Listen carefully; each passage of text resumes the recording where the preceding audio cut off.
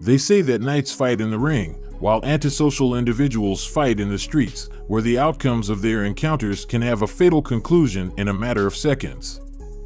Mike Tyson maintains an impeccable legacy, despite not retiring undefeated.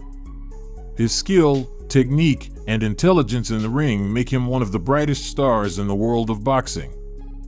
But what few people know is that he also demonstrated his valor in the streets.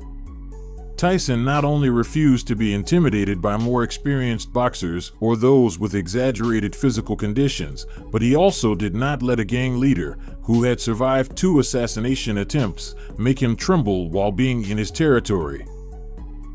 After 10 rounds in the ring, these fighters decided to release their tensions on the pavement. Do you want to know the whole story? Stay until the end to learn every detail. Mike Tyson became an unforgettable figure in the world of boxing thanks to his waist movement and the great spectacles he provided in the ring. From the beginning, the brutality of the Great Iron Mike was overwhelming. He won his first 19 fights consecutively, all by knockout, with only one man managing to withstand his fury long enough to reach the 6th round. When he reached the record of 20 fights, only 2 men were able to complete the scheduled round standing. One of them was Mitch Green, who co-stars with Tyson in today's video. Mitch Green was born on January 13, 1957, in a very problematic neighborhood where gangs and street problems were an everyday occurrence. As he grew up, Green got into various troubles due to his violent nature and his relentless tongue. Mitch was a typical reflection of American street culture, which led him to go through very difficult moments in his adolescence. After realizing he was on the wrong path, he started in the world of amateur boxing but didn't leave his problems behind. At the age of 17, he survived an assassination attempt where a bullet hit his right wrist. Fortunately, the bullet did not cause serious damage, and he was able to continue fighting and getting into trouble. However, it wouldn't be the first time this gang leader was attacked. In a second attempt, he was shot in the head, and his good fortune made the bullet only graze him. For him, it was the will of God not to have been seriously injured that day. Nevertheless, he couldn't say the same when facing a boxer of the caliber of the Great Iron Mike. The encounter between Mitch Green and Mike Tyson took place on April 20, 1986, when both fighters were at the peak of their careers. Green entered the ring that night with a professional record of 16 wins, 10 of them by knockout, 1 loss, and 1 draw. Meanwhile, Tyson had a record of 20 wins, 19 by knockout, and no prior defeats. Green's gang pride knew that defeating such an imposing opponent as Tyson would earn him the respect of the boxers of that era. And just as he was in the streets, he was willing to die trying. The bell rang to start the match, and Tyson came out of his corner with the aggression that characterized him at that time. Green, despite being visibly taller than Mike, was the one stepping back, trying to escape the attacks, already feared by then, of his opponent. He didn't double up.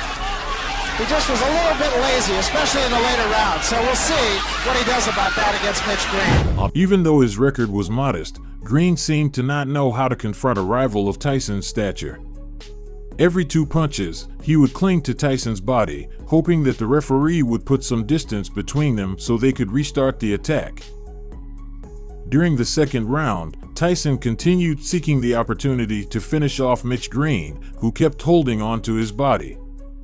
Occasionally, there were exchanges of punches that excited the spectators in the arena, but they faded as quickly as they came.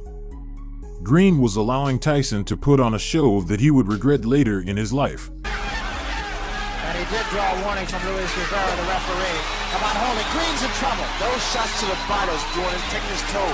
Really working. A lot of body, a lot of leverage. The body shots. Watch for the left hook. There it is again, Barry. They reached the third round, and Tyson's strategy was becoming very clear. Direct his attacks at Green's body to weaken him as much as possible and look for the opportunity to knock him down in the upcoming rounds.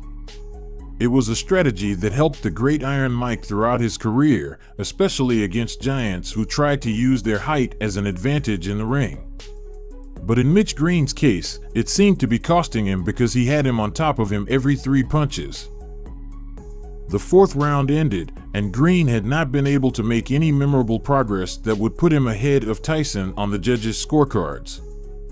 He knew he was being humiliated, and that's when the gangster inside him came out to challenge the Great Iron Mike, a mistake that he would pay for twice.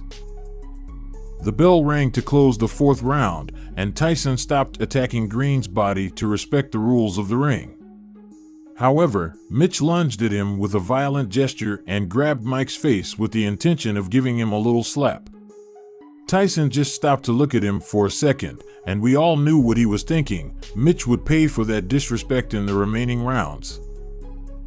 In the middle of the 5th round, Green tried with all his might to land a punch on Tyson's head, but Mike used his incredible waist movement and speed to dodge them. He seemed to coast a little bit.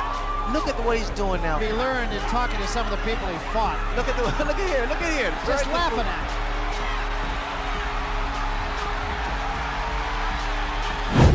By the end of the 6th round, it was clear that Mike had already steadied Mitch enough to begin directing his attacks towards his head, although it seemed that Green's new strategy was to push him away every time he got close. The 7th round ended, and the chance of winning by an early knockout was closed. With the threat of going to the judge's decision, Green had to show what he was made of if he wanted to tilt the balance in his favor in the following rounds. The real exchange of punches happened in the 8th round when Green dared to respond to Tyson's attacks from the 1st round. Although he didn't inflict significant damage on Mike, he managed to change the perspective of the match. It seemed like we were further from seeing Mitch Green on the canvas than we thought. And for Tyson. And now we see Mitch Green. He landed with a good uppercut there. Green just trying to tie Tyson up, and a couple of good shots by Mitch Green. His best rally of the fight right here. Look here. No. He's caught Tyson 4 or 5 times, and Tyson for the first time seems a little bit puzzled. Tyson was not willing to take a step back from the progress he had made so far, and in the 9th round, he directed all his punches at Green's head. Despite receiving many of them, it seemed that the explosion that had occurred in the previous round had been the last gasp of a boxer who was on the verge of drowning his career in shame. Green knew that there were only 3 more minutes, and he would have finished the match standing against the Great Iron Mike, so he returned to his old strategy and tried to resist by going to Tyson's body to buy time. Occasionally, you could see him counterattacking, but it seemed like he was just a poor reflection of the amateur boxer that hid inside him when he knew Mike had entered the ring that night. The bell rang to end the contest, and Green could only cross his fingers, hoping that the judges would reward his resilience against a warrior like Tyson, who had inflicted severe punishment from the 1st round but couldn't knock him down no matter how hard he tried. This match could be seen as the 3rd major attack in Green's life, where luck had nothing to do with it, but he could still rely on slim odds to come out unscathed. When the announcer declared the winner, Green felt like his luck had run out. Tyson had treated him like a punching bag throughout the contest, and the judges unanimously supported that perspective. But a gangster knows that unless they're left lifeless, there's always a chance for a rematch. The showdown between Mike Tyson and Mitch Green not only took place in the boxing ring, both fighters decided to have one more round in the middle of the street without a referee or rules to prevent them from completely destroying their opponent. Green, in his role as a gangster, found out that Tyson was hanging around what he considered his territory and decided to confront him, leading to an explosion of punches that didn't favor the gang leader at all. Tyson not only had humiliated Green in the ring, but also won in his own territory, the street. Green thought that he would finally bury his fists in Tyson's face that day, but the Great Iron Mike showed that the judges hadn't favored him for his charisma and that he could defeat the gangster Mitch Green under any circumstances. That day, things could have ended very badly for either of them. If they hadn't stopped this street fight in time, Tyson could have ended up in prison for life. But luckily, the only consequences he suffered were due to how hard he pummeled Green without the proper equipment.